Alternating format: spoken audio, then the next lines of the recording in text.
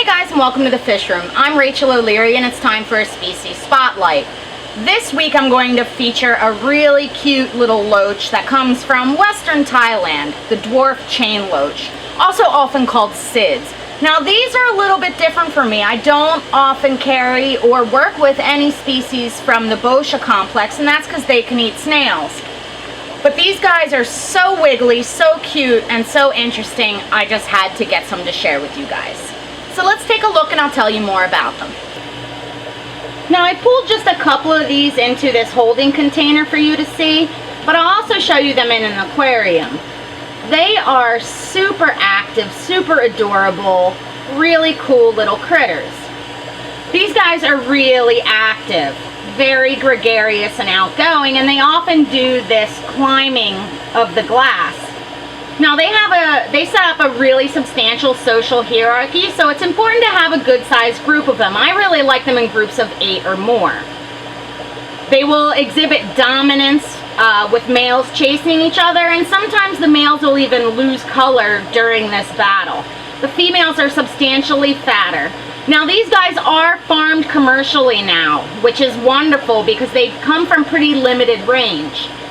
In the wild, they have a seasonal migratory spawning behavior, and I don't think that they've been spawned very frequently in the home aquarium, although I know of one gentleman that has had success. They're relatively easy to feed, naturally being a carnivore, but taking pretty much anything you offer them, with meaty foods being preferred. They get max size of just under 2.5 inches. With the males being closer to 2 inches, and can take a range of pH from 5.5 all the way up to 8. What they're really good for, though, is your warm water tanks, because even though they come from relatively well oxygenated waters, they can take temperatures up to 86 degrees, which makes them extremely popular to discus keepers and even people who keep rams. Now, as I mentioned, they have that social hierarchy, so you want to make sure you keep a good group to prevent them from getting at all nippy. They are fantastic in a planted tank, however, you want to be aware that they will squeeze into the crevices of decor. So if you have any artificial decorations with holes in them, you may want to seal those up with silicone first. Now, another thing to note about these guys is that, similar to other Boscias, they have subocular spines, meaning they have spines that are contained in a pouch right below their eyes that they use for defensive purposes. This means you need to be careful when you're netting them, because if they get scared, they can stick those spines out and either damage you or get caught in the net. Let's go take a look in their tank so you can see more of their natural behavior. Now the tank's a little stirred up because I just dropped the ones I had caught back in here. But I want you guys to see that when you have a large group, these guys are super outgoing, often climbing the glass and actively all over the tank.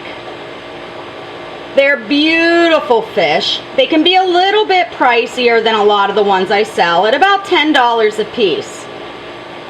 But that patterning and the outgoing behavior is really phenomenal.